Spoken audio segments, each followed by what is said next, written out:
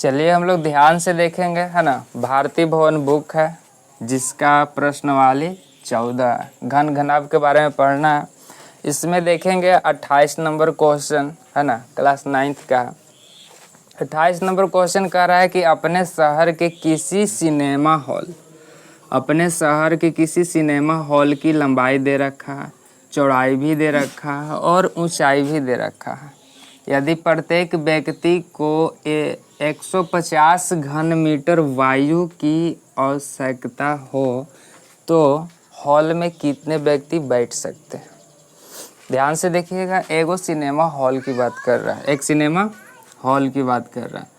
तो आप देखिए इसमें लंबाई, चौड़ाई और ऊंचाई तीनों दिया हुआ है।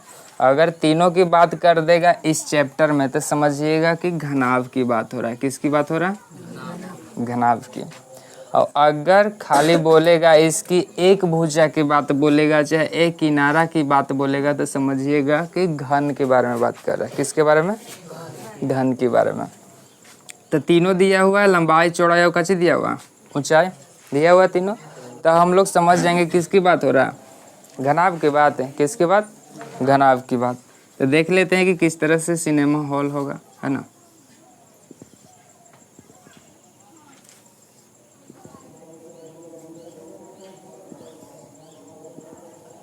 यही आपका सिनेमा हॉल है, यही क्या है आपका सिनेमा हॉल है। इसकी दे रखा है लंबाई 100 मीटर। कितना मीटर?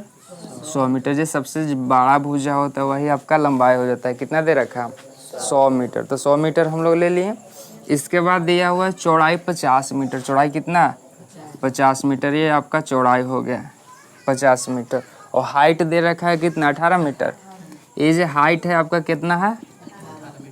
18 मीटर। यहाँ तक में कोई दिक्कत? चलिए अब क्या कर रहा है कि एगो व्यक्ति बैठने में 150 घन मीटर ले रहा है। क्या ले रहा है? घन मीटर ले रहा है। कोई एगो व्यक्ति यहाँ बैठ रहा है ना, तो ये 150 घन मीटर कहने का मतलब मीटर क्यूब। कितना? मीटर क्यूब को हिंदी में घन मीटर लिखा जाता है। तो इतना जगह ले रहा है एक व्यक्ति। आप लोग जान रहे हैं कि इसके अंदर के पूरा एरिया पता करना है, इसके अंदर के पूरा जगह पता करना है। तो हम लोग आयतन निकालते हैं। कच निकालते हैं? अगर इसके अंदर के पूरा जगह निकालना है तो हम लोग क्या निकालते हैं? आयतन निकालते हैं। ये निकालते हैं, ध्यान से देखिएगा। और ये व्यक्ति बैठा हुआ है तो कि उसका क्या होगा, कुछ लंबाई भी होगा, चौड़ाई भी होगा, कच्ची होगा, ऊंचाई भी होगा। समझ में आ रहा है? चलिए यहाँ तक में कोई दिक्कत?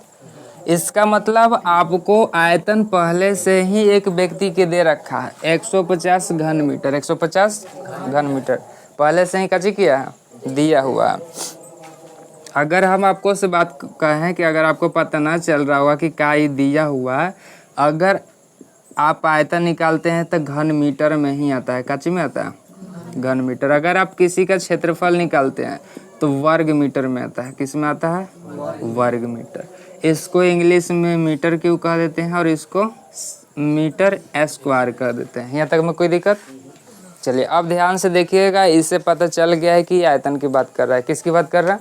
आयतन की। तो हम लोग आयतन के सहायता से कुछ काम करेंगे, टोटल आयतन निकाल लेंगे। इसका टोटल सिनेमा हॉल के कच निकाल लेंगे, आयतन। और हम लोग क्या करेंगे कि एगो व्यक्ति इतना ले रहा है जगह, है ना, इतना वायु की आवश्यकता पड़ रहा है इसको। तो टोटल आयतन में अगर इसको से भाग दे देंगे तो पता चल जाएगा कि केगो आदमी बैठ सकता है आराम से। समझ में आ रहा? चलिए तो वही हम लोग काम करेंगे, है ना, और आपका आंसर निकल के आ जाएगा। कोई दिक्कत, परेशानी?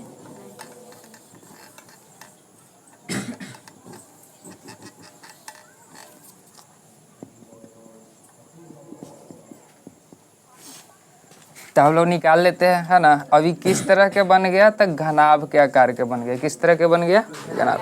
तो घनाभ का हम लोग कैसे निकाल लेंगे? आयतन। घनाभ के आयतन जिसे भी से सूचित किया जाता है, इसका आयतन निकालेंगे तो इसका फॉर्मूला पहले चिपकाएंगे, है ना।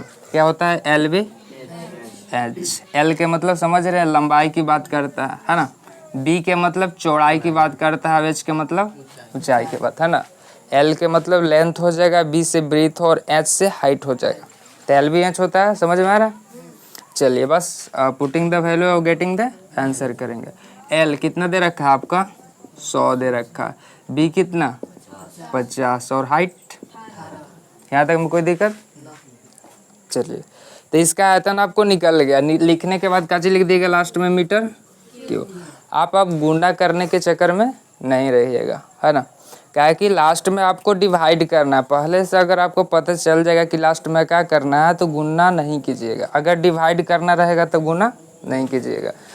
क्या है कि गुणा कीजिएगा फिर डिवाइड करने में आपको काटे में प्रॉब्लम होगा, समझ में आ रहा है। तो टाइम ज़्यादा आपको लगेगा। क्या लगेगा? टाइम ज़्यादा लगेगा। तो ध्यान से आप देखिए, है ना। कम टाइम में ही आप आंसर ला लीजिएगा। इतना मीटर क्यों हो गया और एक व्यक्ति इतना घन मीटर ले रहा है। तो व्यक्ति की संख्या पूछ रहा है। क्या पूछ रहा है?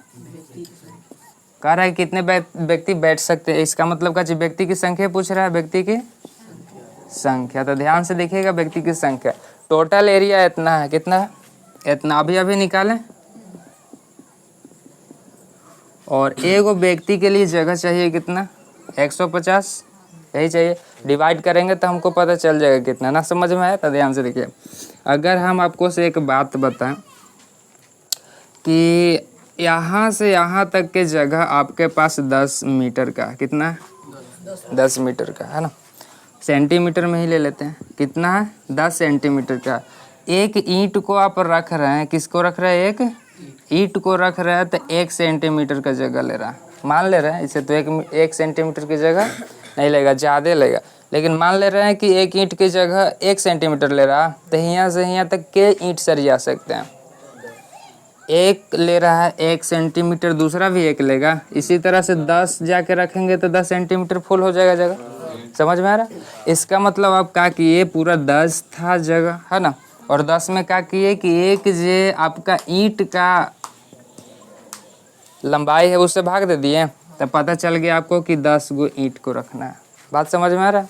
इसी तरह से आप एक व्यक्ति जगह ले रहा है जितना, उससे पूरा जगह में भाग देंगे तो पता चल जाएगा कि कितना जगह लेगा टोटल व्यक्ति। बस दिस इज क्या हो जाएगा। देखिए तो 0 से 0 गुजर जाएगा, है ना। और 5 दिए और 3 छुआ। बस देखिए तो कितना आसान से कट गया। अभी क्या हो गया? 600 व्यक्ति आ गया। 600 का आ गया व्यक्ति। दिस इज बोलिए कोई दिक्कत? चलिए तो ये आपको समझने के लिए लिखे थे, इसको उतारना नहीं है। समझ में आ रहा है आपको?